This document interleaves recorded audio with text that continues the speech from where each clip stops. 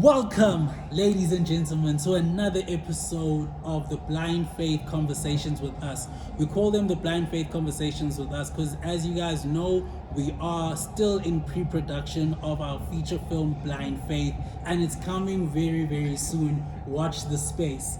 On this episode, I've got Dean Goldblum, a legend. Dude. You know, if you guys have seen Scandal, you know this face, man. Wow. You know, it's also got a very new film, a horror film. The film's called Cabin. Called Match. Match. Yes, it's called Yeah. Match. Check it out. Really, really awesome film. And man, I'm so excited to have you on this platform, man.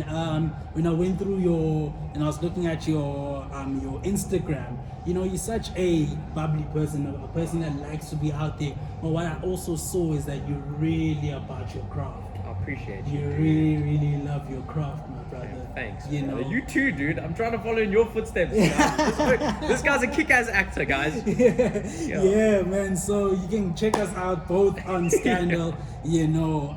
But yeah, Dean, brother, man, thank you so much for joining us today, man. We really, really appreciate you. Thank you. And yeah, man, I'm really excited to just pick your brain a little bit more when it comes to the chat of mental health. Awesome. You know, Awesome. So Blind Faith. As I've explained to you off screen, like my whole journey of writing and creating work. So Blind Faith is a story about a young girl who is a victim of trauma and grief after the loss of both of her parents in a drinking and driving accident. All right. So, and this film was born from doing workshops, mental health awareness workshops. We screened our previous film, You Are My Reason, which was about a woman who decided enough is enough and started taking matters into her own hands. And she would lure men, tell them how she enjoys sex because of how she was made a victim. And then when those men say yes to performing that act, she then finds a way to take the power back from Amazing. her abuser, you Incredible. know, but leaving her behind a trail of victims. So when we did the workshops, it was a lot of conversations that came around of the two-way streets of trauma, the two-way streets of everything that comes of mental stress, of financial stress and all of that ends up becoming a violent reaction from the other party sometimes because they're not trained on how to deal with things, you know. So through these workshops, I then saw that there was a common thread of trauma and there was a common thread of grief when it just comes to the general society.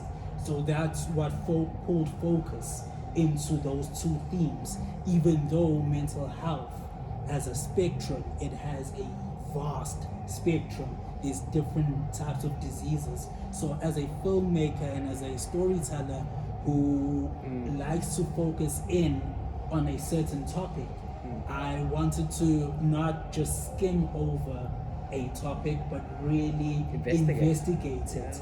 You know, Now we had the exact same word. there, dude. exactly. Literally. And you know, Yeah. she's a victim of these two, of trauma and grief in a society that is blind to her mental health. So, as we go into this conversation, what is your experience when it comes to the topic of mental health? Yeah. Dude, it's so beautiful. It's also thank you for asking, but I think it's so cool that men are talking about mental health, right?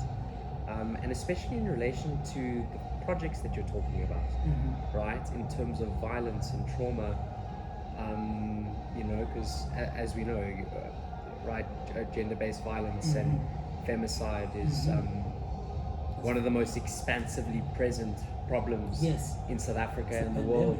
Absolutely, right? And it's so cool that, and I'm sure the viewers can relate as well, right? It's so cool that we as men are addressing the cause, right, and not the symptoms, and we're holding each other accountable to try and help, right, and alleviate violence and pain. So that's amazing. It's so cool that that's at the premise and focus of these kind of chats, right? Which is incredible. And in terms of mental health, I think personally, I'm very grateful that I think I was raised with practices and with daily practices and systems every day that have allowed me to have a very positive mental health and a really uplifting worldview. Regardless of traumas, which is something that we all go through as a human experience. Of course. But I'm very grateful that I think I've always been really at peace with my mental health. I think because I've been able to implement very beautiful systems that allow me to show up every single day in ways that I want to, in ways that I can make people feel uplifted and so forth. But at least that's what we try to do. Yeah. That's epic. And I think, like you say, it was part of your growing up. Totally. That you had these devices to kind of maneuver around in order to make sure that the trauma or whatever that happens in your life doesn't really have much of a mental strain on you, because that can hinder your growth and all of that. So would you say it's very important that as there is this global awareness that is prevalent, that is about mental health awareness and all of that, that even us as people that are a bit older, to our younger brothers, younger sisters and all of that, to kind of give them those sort of devices to always keep their mental health in check. Dude, absolutely. It's like, I feel like it always feels, that we have, and I think in South Africa we do this so beautifully, where everything is so community centered, and it's the best, dude. It's such a privilege, man. It's so special being in this country where everyone's trying to help each other.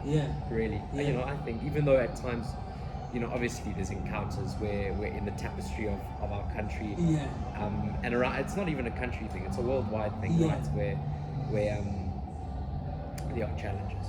But I think at the heart of South Africa, right, it is really about helping people, and it is very, I think we're a nation that's very community centered. So I feel like it's almost our social responsibility to try and help as many people as possible by allowing them to realize for themselves what they need personally in a unique way, right? So in terms of these systems, it's so cool that we have,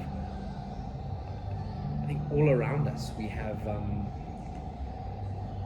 we can find mentors in so many different places, and guidance in so many different places, right? It's like in churches, in homes, in a friend, in a podcast, it's like we have access, our generation has so much access to the different ways that people live their lives, unlike any generation before, that I think help in informing these beautiful systems that can help us live more fulfilled lives. That's a very long answer to no. It's a beautiful one. It's a beautiful answer, because it actually then leads me to a place where you speak about community, and you're speaking about having these systems in place to keep your mental health in check. Is that something personal that you can attest to, that you have a community around you that you can actually voice even your darkest thoughts? And you, so like, is it a thing that's very present in your life, community? Dude, absolutely. I think very, very gratefully so. I think my friends and I talk about this all the time, right? How, rather, firstly, to answer your question, Yes, I'm so grateful, dude, that I have community all around me and people who deeply care. And the thing that my mates and I talk about all the time is that it feels like we're living in a life and times now where we have to be very intentional as a species, just as humans, right? No matter what country one's from, one's socioeconomic background, we have to be very mindful about crafting and creating community. Because I think we're living in a life and times now where 20 years ago, even 15 years ago, 20 years ago, longer, community was embedded in everyone's day-to-day life, right? Yes. It's like there's a beautiful author, his name's Yuval Harari, and he wrote a phenomenal book called Sapiens, and it kind of tracks the history of humankind. It's beautiful. It's a beautiful book, and he kind of goes into in pockets in the book. He kind of talks about how humans were, for generations, for hundreds and thousands of years, we had community in three places: home, spiritual life, church, shul, mosque, even a walk, you know, even if that's one's church, you know, you know. But it's like home life was community, spiritual life was community, and work life was community, and those three things existed in physical places that were separate, right? But all were tied into community and us having a sense of belonging, you know? And now, for the last 20 years, 30 years, we're living in a life and times where our community is digital, right? People are working from home, they're going to church from home, their family life is at home. So, and even at home, you're on your phone. I'm exactly, on my phone. 100%. So we have to be now more than ever so freaking conscious and mindful about making sure that we are crafting community in the ways that our ancestors did, so that we can just maintain human relationship, right, and connection. So do you And think it's that's essential. Do you think that's the deterioration of that's happened between in human connection, in community, in that thing of it takes a village to now individualism? Absolutely. Do you think that's the cause? That's such a cool. I want to hear your thoughts as well, dude. We were literally, before this podcast started, we were like, I need to ask this man 7,000 questions about his awesome life. But no, dude, I think, you know, there's so many beautiful, very uplifting pros about technology, right? And the digital age that we're in.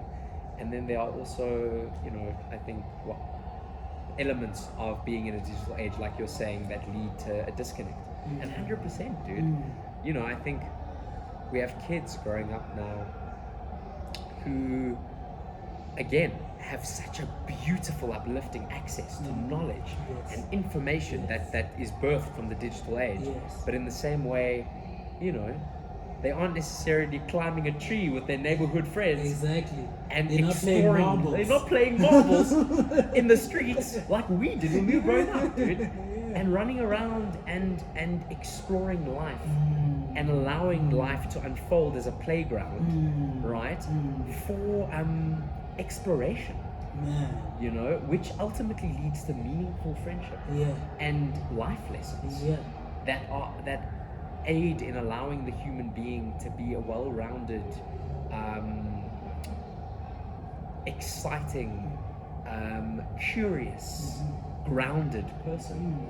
You know, and so, dude, totally, you feel the same way? Yeah, no, I definitely do. Like, you know, when I look at it, I sometimes catch myself doing this. Like, I'm in a room full of people, but I'm on my phone.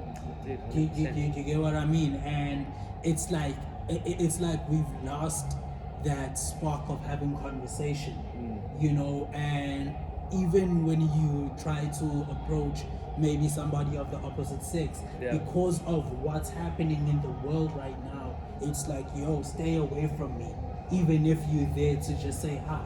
How are you? You speaking specifically You know. from a romantic sense? Wouldn't not really a romantic sense, but more of a space where, normally back in the day, you could randomly walk up to a person and actually have a great conversation with them. Absolutely. Nowadays, even if another man comes to me and they're trying to just have a conversation, my first thought is to gauge, what are you trying to do? Oh, man. Are you here to harm me, or there's that reservation that we have. And I think it's really created out of the society that we're in. We're not in a society that's community based anymore. It's every man for himself. It's crazy. Even take a look at going to theater, going to films and all of that.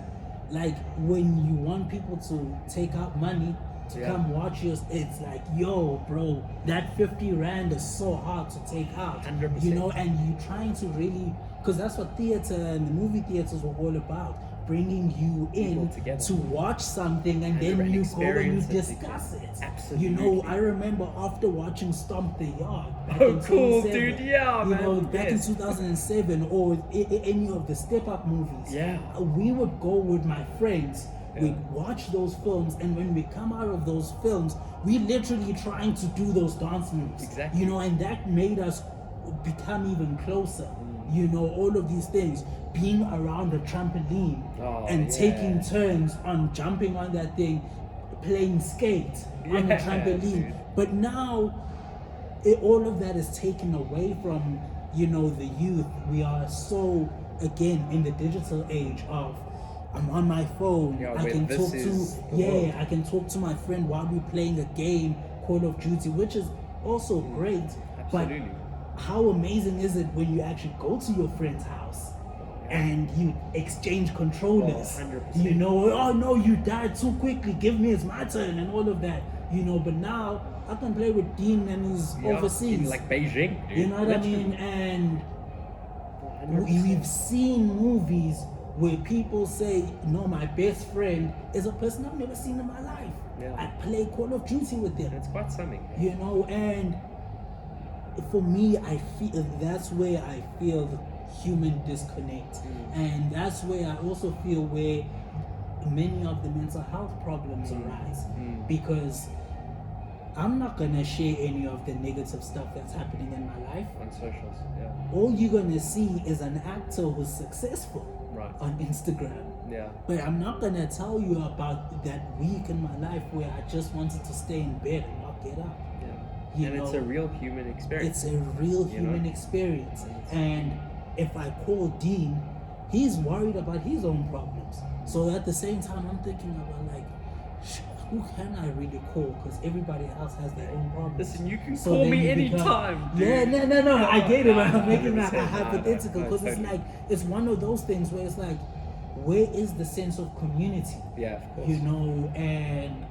And it becomes very challenging, especially in the acting world, because also there's so much ego in this realm. So how do you take this positivity that you always have about life and go into a space like an acting space, maintaining who you are, yet still making sure that I fit in to this place, because it is so clicky. Oh, that's so interesting, dude. I think it's exactly what you've just said, right? Which is just always being mindful about being the human being that you want to be. I don't know. I don't think I've never tried to fit in.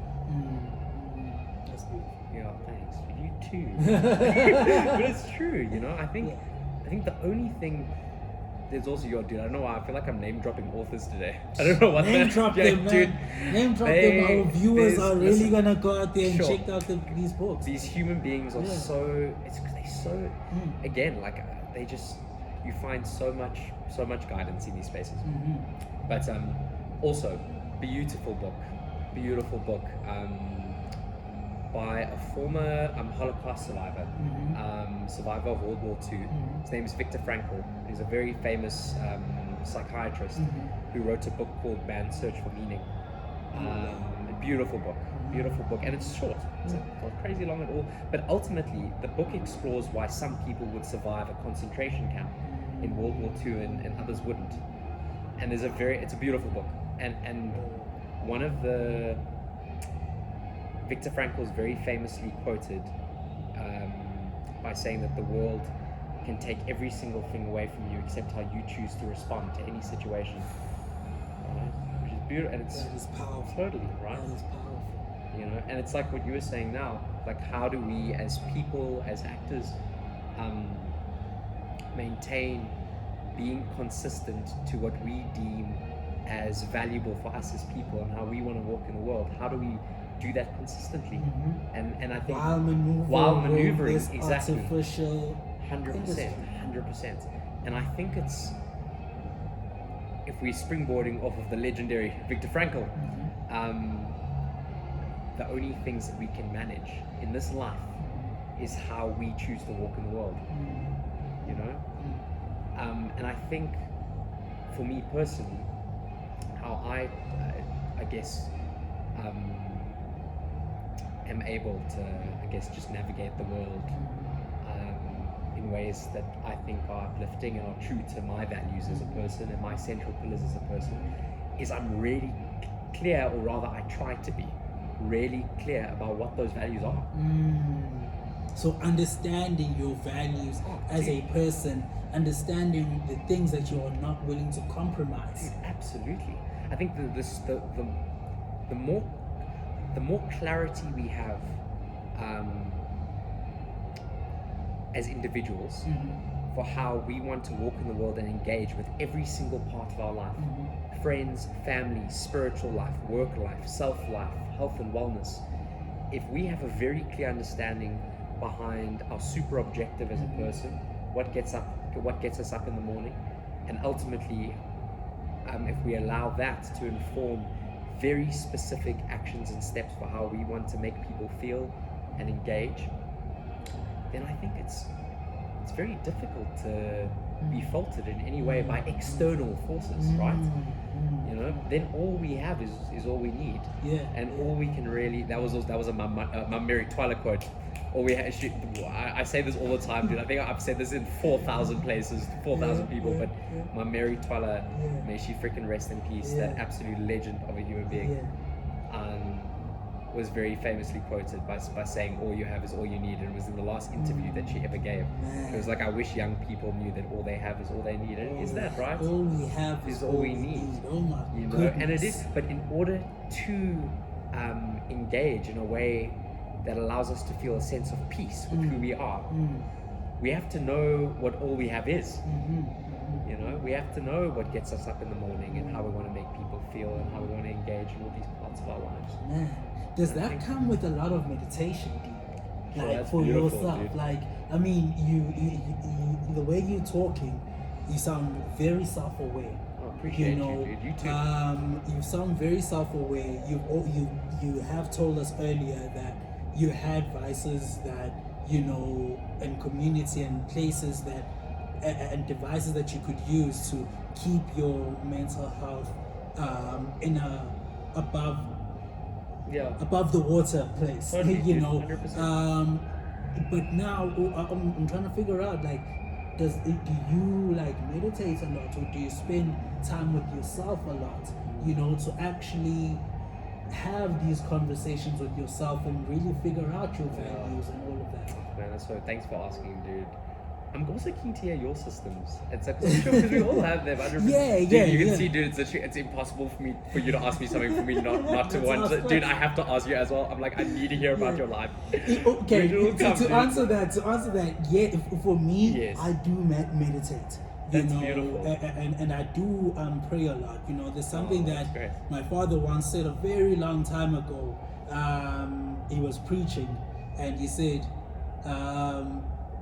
when they ask you about your success, you tell them, trouble taught me how to pray, and prayer changed my life. Dude, beautiful. Beautiful. know? Beautiful. So in a few, like, this past week for me was kind of you know, I wasn't really feeling that well, even over the part from the weekend through to the week. But you know, being able to meditate and pray and just, you know, try focus on the positive things in life, you know, really it made me be able to come back into the light. That's beautiful. And there was a moment when I was praying, and I went across this passage of where, you know, in Our Father, where you say, give us the daily bread. So it's your will be done on earth as it is in heaven. Awesome. So I've been in the past week or so just trying to figure out, like, bro, why? Yes, my life has progressed from this time last year to where I am this time this year. However, I feel like I'm in the same financial position. I hear you. You know, just looking at my bank account, but looking at the achievements, the financial achievements, it's like you're not in the same position. 100%. Right? But you feel like it. Okay, fine. You feeling like this is fate, because this moment that is happening right now in your life was supposed to happen at the reason why it is happening is because it was supposed to happen.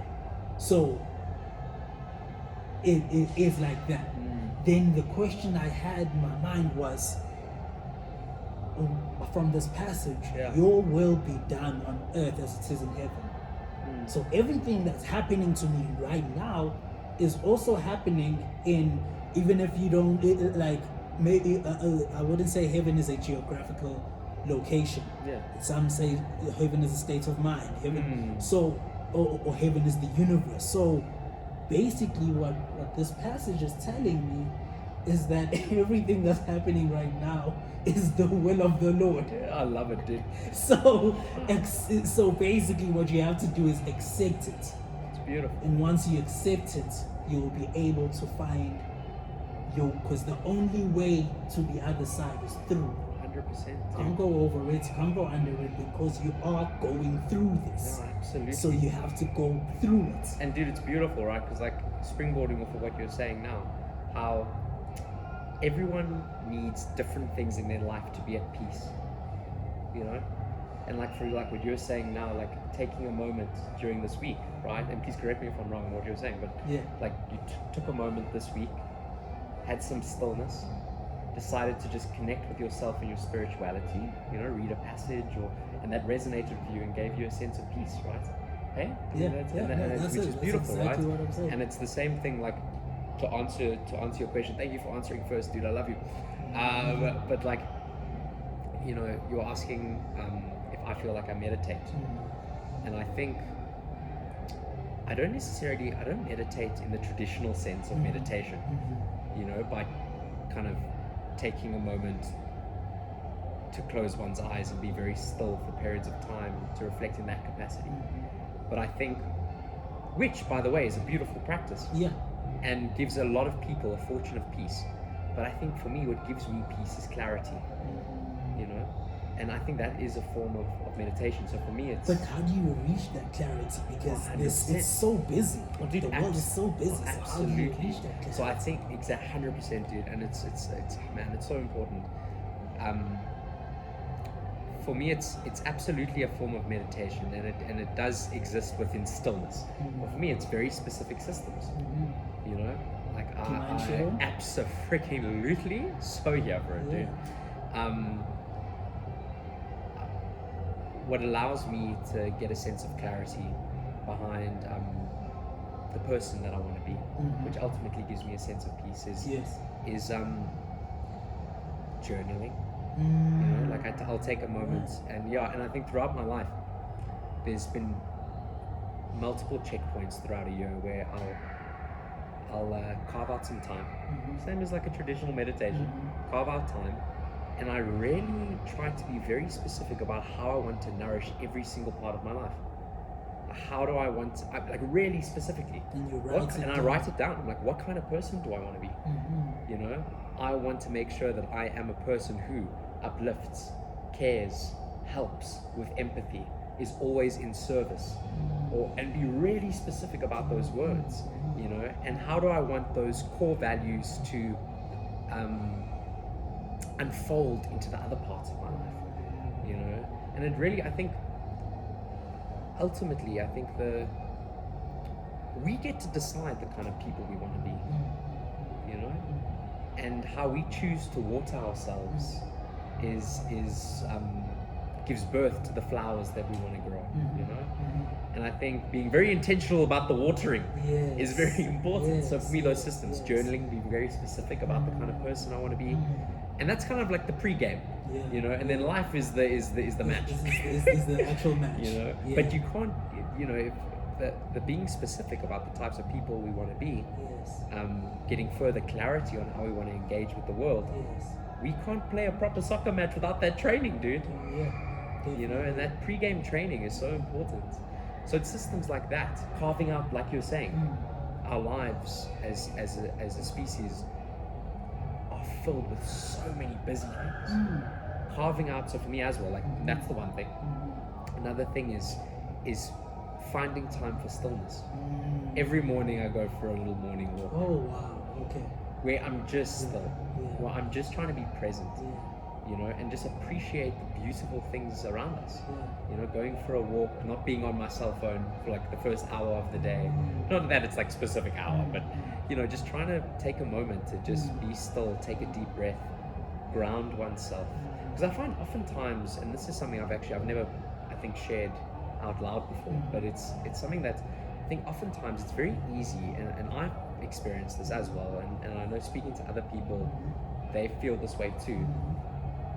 Is it's very easy to try and play catch up with oneself, right? Yes. Try force oneself to be in a state of being before you've allowed yourself to even be in that state of being. And I think having a moment in one's day can be 10 seconds. Seriously, even just a moment, if you're at work or something, and just taking a moment to be like, okay, I just want to take a moment to ground myself. Be still. It allows one to meet yourself where you are, which ultimately allows you to just be the person that you are, being present, and be present, 100%. So taking that moment to be still and be present, to have clarity on the types of people we want to be and how we want to walk in the world. I think those are big systems for me, because you know, I think a lot of people speak about fitness, right, as a huge mechanism to help mental health, right? And totally, you know. And I think for me it's always started from an inner place. I'd always want my clarity to come from an internal place as opposed to a physical. And the physical is as important.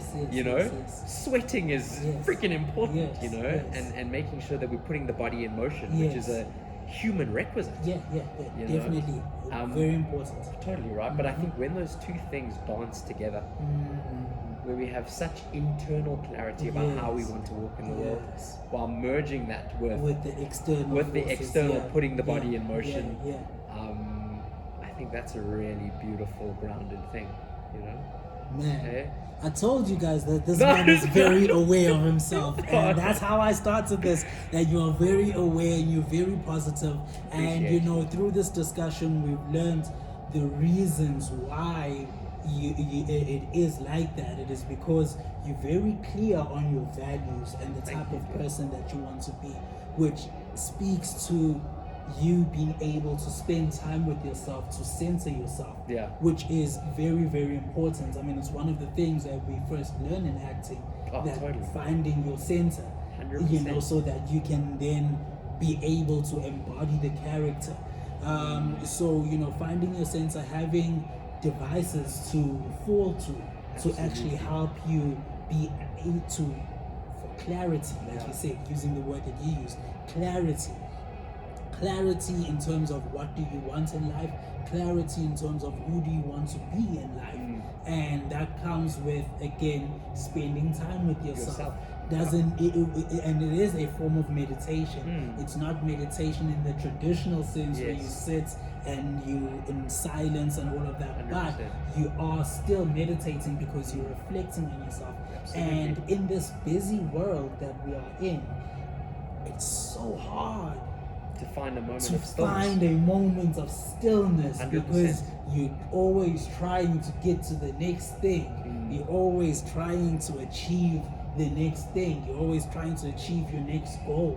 That you don't take a moment to say, I am breathing. 100%, and that is enough. Like, And that's 100%. I am breathing. I have Yeah. food.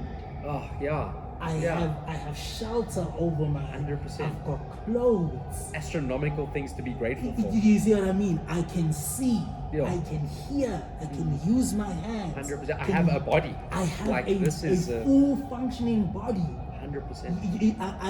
I'm called an able person. Wow. Yeah. Do you get me? Like, it's so many things that are happening that we forget. About the things that really matter. There are those things that really matter. And I also wanted to talk to you about something. It just popped into my head. But that was like a light thing. That was beautiful. yeah, thanks. So this thing of that whole able body thing, right? Okay, yes, the able body. But now, would you say a person with financial stress, because that is also a mental health Absolutely.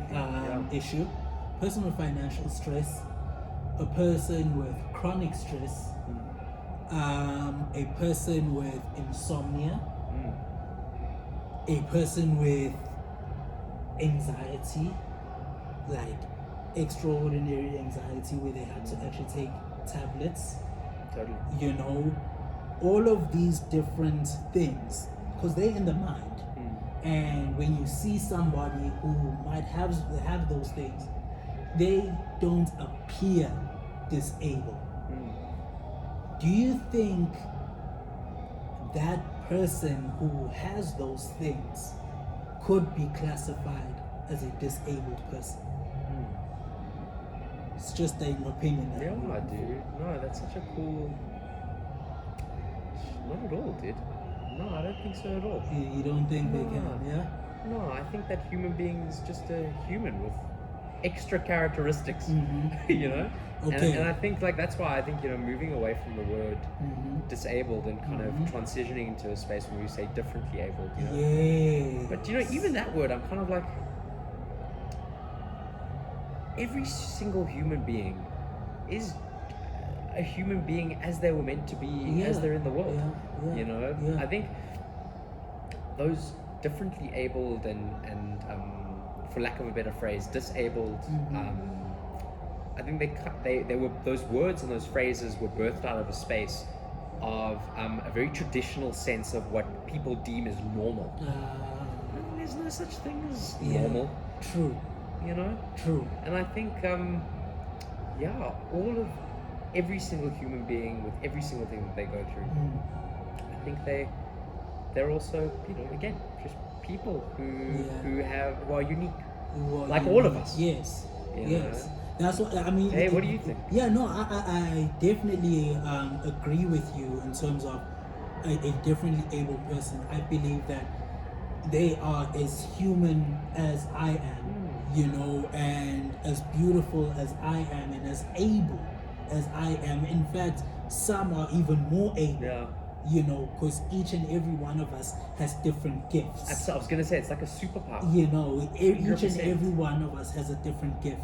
The reason why I was asking you if somebody with a mental health condition, you would call them, you would also give them the title of differently abled, is because of the condition in itself. Yes. It does cause disruption. Yes. Here and there. So for me, and the reason why I bring up this question is because when I apply for funding, right, there would always be a section of, do you have any disabled people in your in your company or in your project? But then I think about the different types of mental health challenges that each of the people that are in the team have. 100%. So and they deserve as much respect and currency as traditional ones. Yes. So for me, it's like, So just because my mind has a lot of anxiety and all of that, which is for me a disability, and it's a very real thing. and it's a very real thing, and Absolutely. it makes me unable to do certain things. Thanks. Yeah. Why is that not categorized under a disability? Yeah, 100%. Why is it all so? Yeah, for dude. me, what I'm trying to get your opinion on is, should that title or whatever be broadened Oh, to dude, absolutely. not just physical? Yeah. Because also a brain damaged person is disabled. Yeah, dude, 100%. That's such a cool way of phrasing it.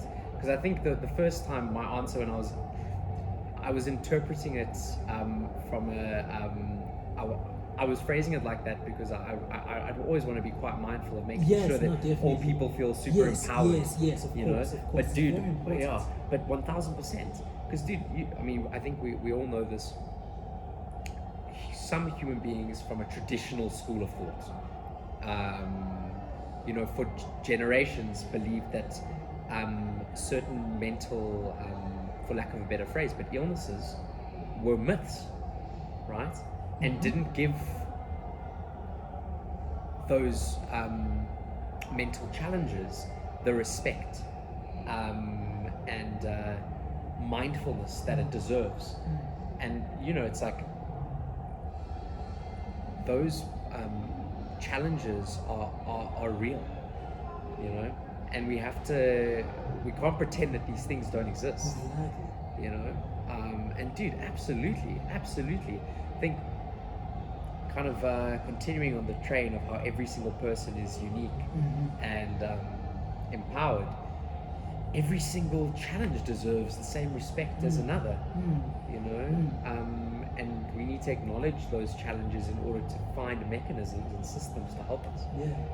So absolutely, dude, 100%. That's epic. Yeah. Thank you for that. And I'm sure that the conversation will continue, with the audience. Yeah.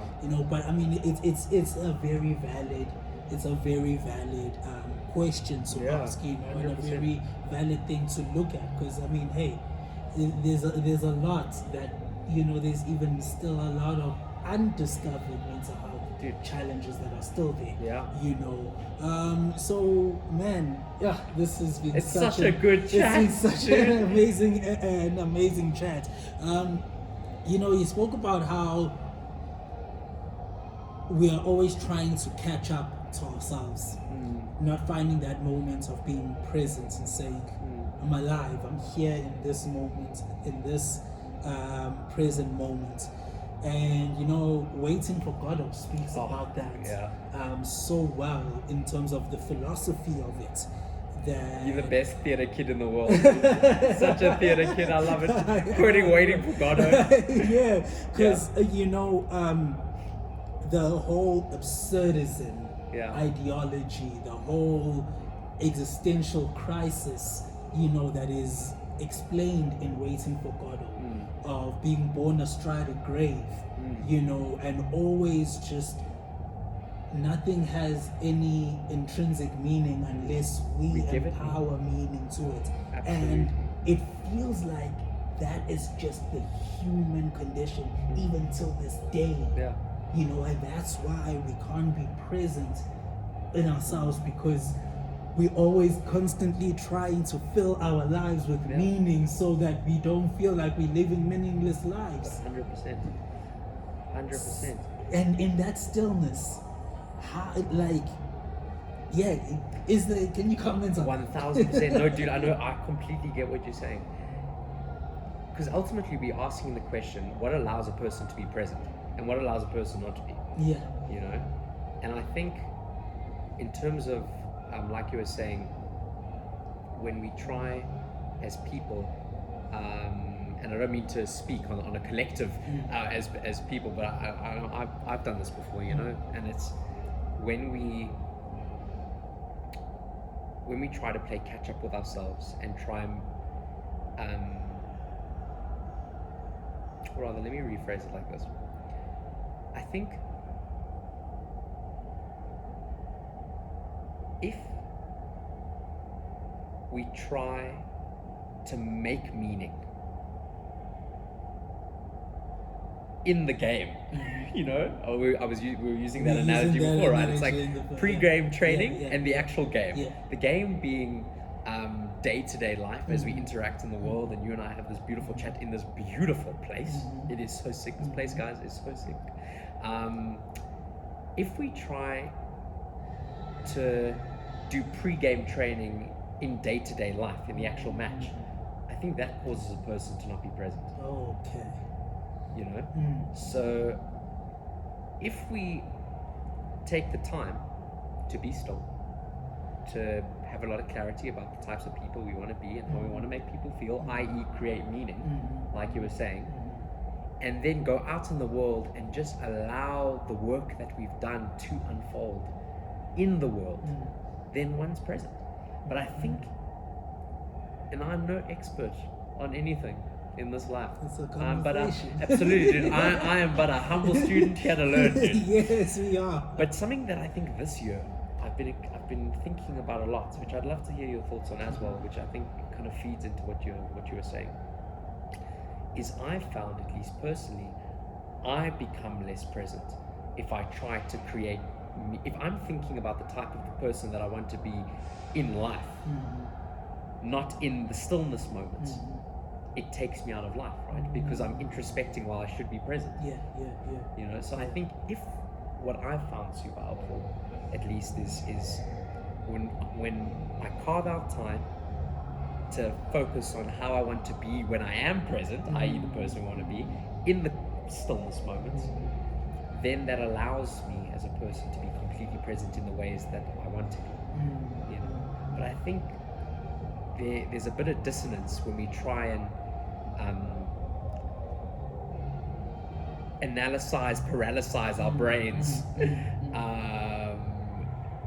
to try and be someone that we want to be in real time without thinking about it first. Yeah. You know, because then one's being internal. True.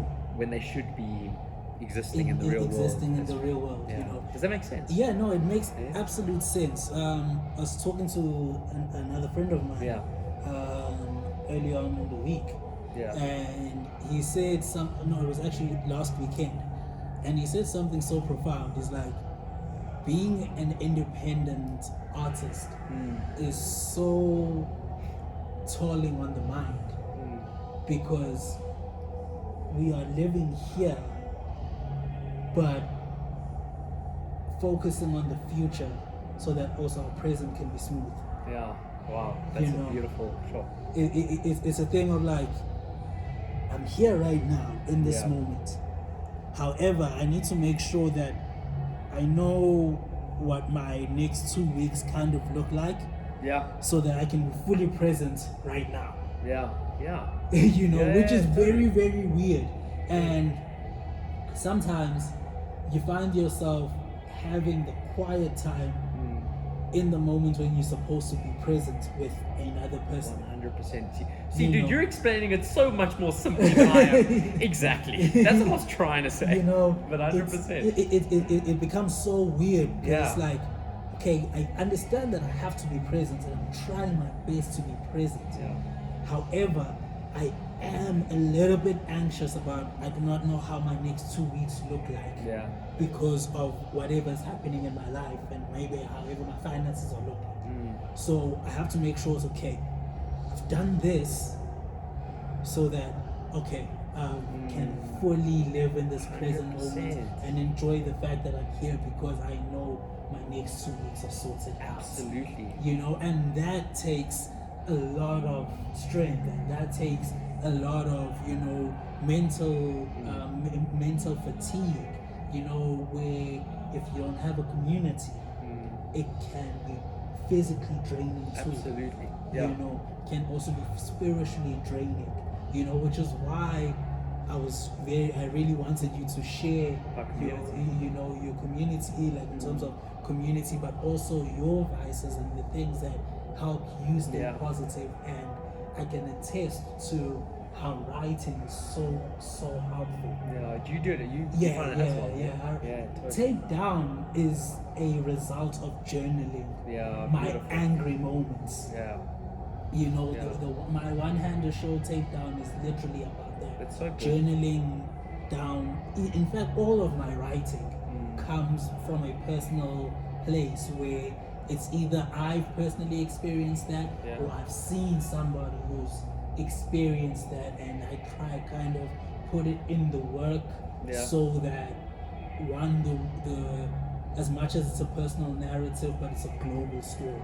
Yeah, I love that. You know, so that I always make sure that the work that I write will be able to reflect to real people that watch it, and they can resonate with it. And I think that's where, you know, some of the great stories are written from personal experience 100%. and lived experiences, man. And I actually did want to ask you, so would you those journals that you've written over the years, would you ever take it and put it in a book or put it as a play or a movie? Man, yo, dude, that's so cool. Yeah, definitely. I'd love to, dude. Would you not be afraid of sharing too much about yourself from what you've written? Because I'm sure they're very personal. No, totally. I don't know, you know, dude, it's weird. I've always kind of had the philosophy that if something has happened, it exists in the world, and I can't be afraid of something that exists in the world because it's here. You know, it's material. It happened. You know, so dude, I totally would. But I think I've always been mindful. I know, like you're saying, and I mean, you've done this with your work, as from what you've shared with me, which is incredible. Because, like you're saying, the best stories come from a very internal, lived experience place. But when I think about writing, and I've only recently started kind of dabbling in the writing space and the producing kind of show creation space, and I think when I think about the things that I've journaled from a storytelling perspective, I more so think about less about my own internal, for lack of a better phrase, but struggles or not necessarily struggles, but experiences. Less about my own internal experiences, but more about what I've experienced with people together throughout my life. So, like the things that I've journaled, like oftentimes, like I think about, you know, being a lot of my most precious memories are, I mean, naturally these memories exist across our lives for all of us. There's precious memories from no matter how young or old we are, but a lot of precious memories that I have from a storytelling perspective, things that I want to make films and TV shows and pieces of theatre from, come from coming of age. You know, I think about like running around in the streets of Josie at 11 years old with my friends that come from all different walks of life, and us experiencing South Africa together as kids. Especially, like, I was born in 99, you know, so like I find that in South Africa, and this is such a random side note, dude, I'm so sorry, man. No, it's perfect. But not a lot of post-apartheid, like young South African stories have been explored. You know, like yes, of course we have experiences in universities and that kind of coming of age space. But when I think about the types of stories that I'd love to tell, I think of like my friends and I as kids. We were like, this sounds so cliche, man, and I'm so sorry. I don't mean it this way, but it was real. It was a real experience for us. Like, I think my friends and I had felt like we were living like the real South Africa, dude. Like that's what, or at least the South Africa that we want to live. You know, where it was like we were just kids from all these different walks of life, running around, creating havoc and exploring things, and like those are the memories that I think are so beautifully uplifting when we can show each other what we want to be. Like those are the kinds of stories that I want to tell. You know, the kind of revealing storytelling and moments that allow people to be inspired to live a life that's exciting. And that no matter where we come from, there's beautiful gold to find in every single tapestry of our lives. You know, that's true. And I think that's where my mind goes. So less internal, more these beautiful communal Okay, experiences yeah. that we've had together, which I love. Man, I think that's those are- amazing. That's amazing, and I think you kind of touch into my next question there, which is the role of the artist. Oh, cool. In developing the future that we want to see, in developing the artists that we want to see in the future, and because I feel like we are a product of what we've experienced before. Yeah. I know the work that I write is largely influenced by the text that we did back in school, and also just the practitioners that I was around, and how they created their work. And I think it's very, very important to have stories like that of these kids that. And I remember one of my highlights is going to school in primary. Either it's playing Snap Crackle Pop. I love it, of course. Or when it's top season, you're playing with spin tops. Oh, that's awesome, dude. When there used to be Tazzles. Oh, dude, I was literally gonna say, you were in this, dude. There was Tazzles, there was Pokemons, so all 100%. of these things, These nostalgic.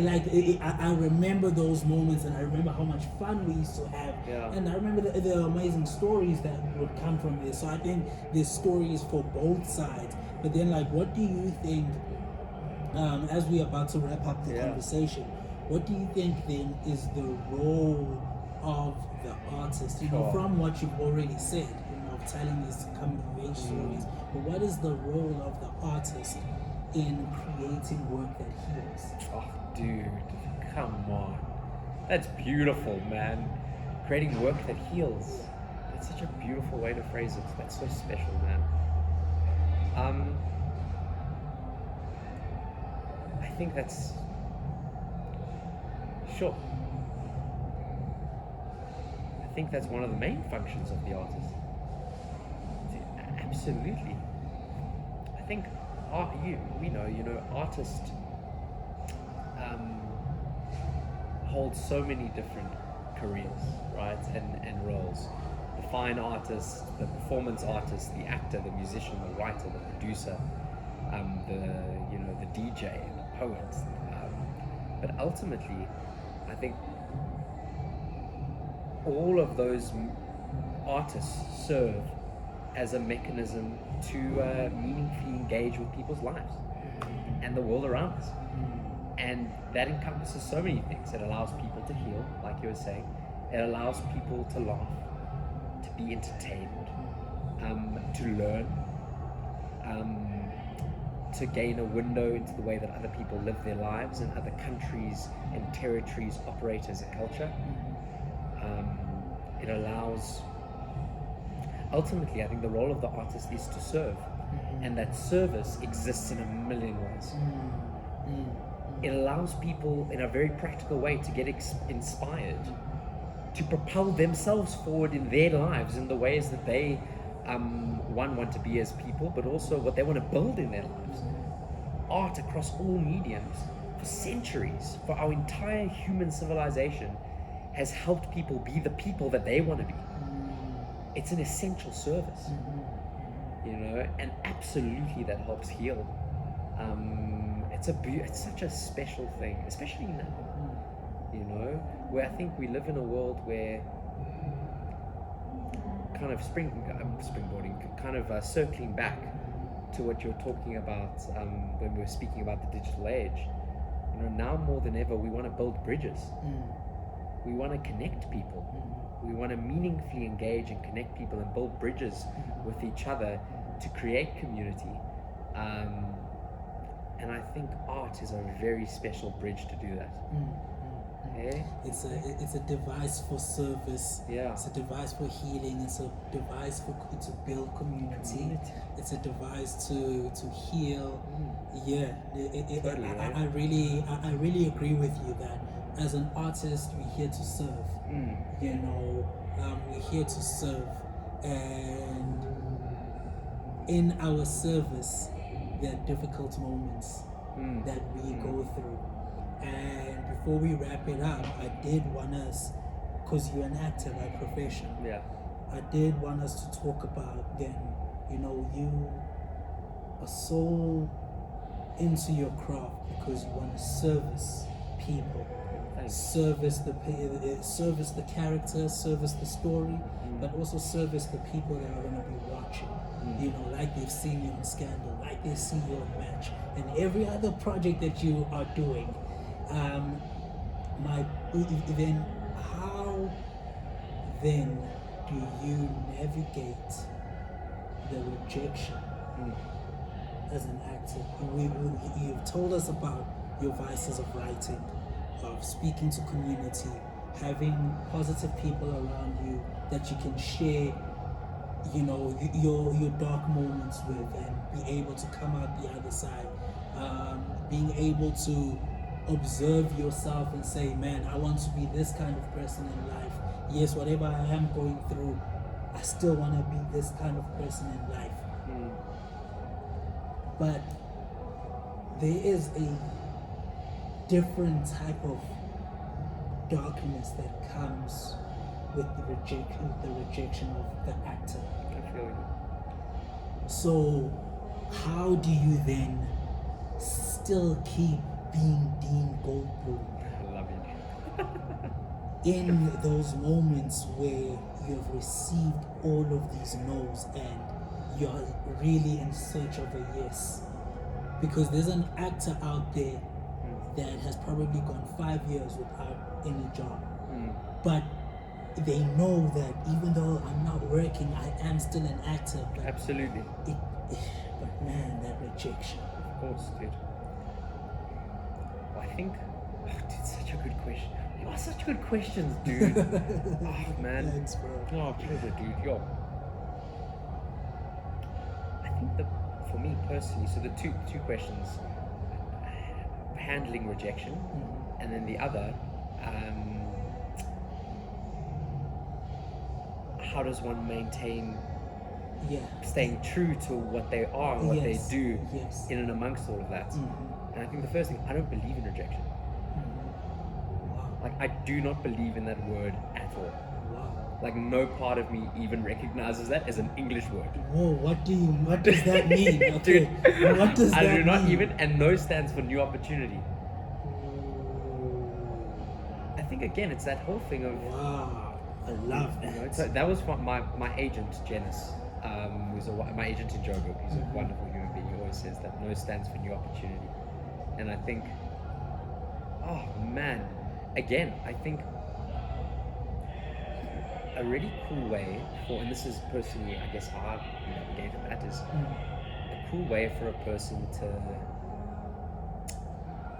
navigate not allowing external things to have power over them.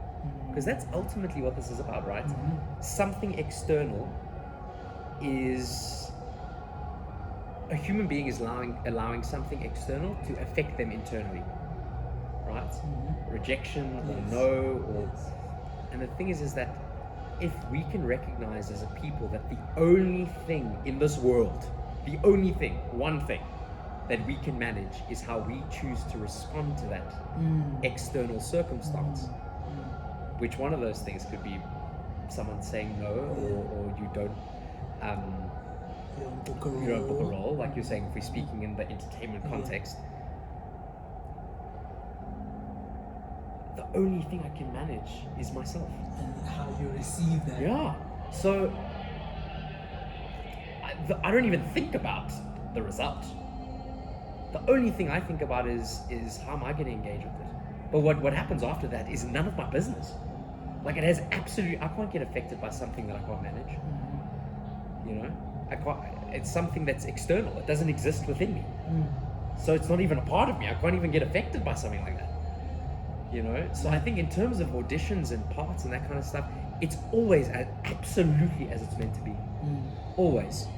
It's like fate. Yeah, dude. Exactly what you're saying. The only thing that I'm thinking about when I go into audition is how can I meaningfully engage right now and have a beautiful time?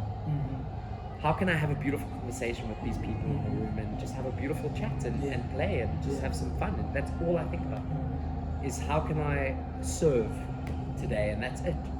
And if that results in shooting a film or a TV show or doing a play or whatever it may be, then that's beautiful. But the only thing I'm thinking about is how can I meaningfully engage with people today? How can I uplift these people today and serve today? And that's the only thing that's in my management is how I want to behave. You know? Hey, what are your thoughts? How do you feel? I love that. I'm completely the opposite. I feel you too. And it's difficult. It's difficult. Yo, bro. Also, I don't necessarily think, like for me, it's not necessarily about them not giving me the opportunity or whatever. I always am gonna think about what could I've done better. I hear you. What could, like, oh man, did I drop a line? Did I do everything as I thought? Okay, what could I? Because I'm so into trying to figure out how can I do it better. Yeah, but that's beautiful. You know, that's so empowering and practical. Right? Yeah. And what I'm learning, though now again, is one, accepting everything that happens. Everything that happens for a reason. Yeah. And maybe that reason won't be evident right now. Yeah. But as time goes by, you'll recognize, oh, that's the reason why that happened. Yeah. You know, so it's for me, I'm at a place where I'm trying to learn that everything does happen for a reason. Oh, man. And to follow in my film's title, Blind Faith. But the H is in brackets because it's also blind fate. That's life. You're blind to your fate. You don't know what's going to happen. 100%. You know, and then going back to, you know, when you were talking right now, you know, saying that rejection, you don't even consider that word as a word in your vocabulary, because it brought me to the saying that give me the strength, you know, to understand the things that I can, to accept the things that I cannot change, and, you know, do my best with the things that I can affect. Absolutely. You know, and it feels like that's been the message from today. You know, it's stay true to yourself, be intentional about what it is that you want to do in life and who you want to be in your life, and also just whatever happens in life, the only control you have is how you react to that. Those external things, 100%. Because you don't have control over everything. Absolutely. So be wise enough and have the wisdom to understand that these things are out of your control. Yeah. So have the strength to just control your reaction to that external force. 100%. And you phrased it so good, man. Man, you phrased it so beautifully, dude. 100%. Dude, thank you, man. Really, Such a really cool appreciate. chat. Yeah, man. This is what we're about, you know. Man. That's why I also wanted to have you on the platform, man, so we can, you know, share with our viewers. You know, they watch us on screen. No, totally. You know, they see you on Scandal, they see you on Match, and they're like, I want to be like Dean. Oh, man, but you know, I want to be like you guys, man. You know, but then they don't know the real life that goes on behind the scenes. They don't know the mental strength and the internal exercises that you do That's such a nice way to order phrase so that when you come out into the public, you are this person that they can look up to. Oh man, that's beautiful. That's beautiful, dude. And likewise, man. 100%. Thank you so much, kid. You too, Thank dude. you This so was much. awesome, man. 100%. We got to do some more, dude. Nah, we definitely 100%. will. We And definitely will. dude, listen. Check out this legend's awesome business. Okay, guys. Yeah. It's so cool, dude. Triple citizen, man. There you go. Triple citizen, Cologne. You see what I'm saying? Multifaceted human being. Businesses, acting, writing, directing, being a champion human being. Everything, it's incredible, man. Everything. This is so Make cool. sure you get your hands on a Triple Citizen cologne. Available So cool, for man. ladies and men. Goes for 400 Rand, including delivery straight to your doorstep. Hit the number on the WhatsApp line below. Hit the Not like sponsored button. at all. Nah, this is awesome. Hit the like button, hit the notifications button, hit the like button, and actually please leave your comments as well. Shout out to man. Simpa for having us on this episode. You know, really come through to Newtown, second floor, Newtown Junction. You'll come check them here at Bantu Crowd. So make sure you hit the like button, subscribe button, like button, notifications bell, so you know next time we upload a video. From myself, Stingo Ngobese, and Dean Goldblum. Thanks, guys. See you next time. Much love, guys. Have a Peace. beautiful day.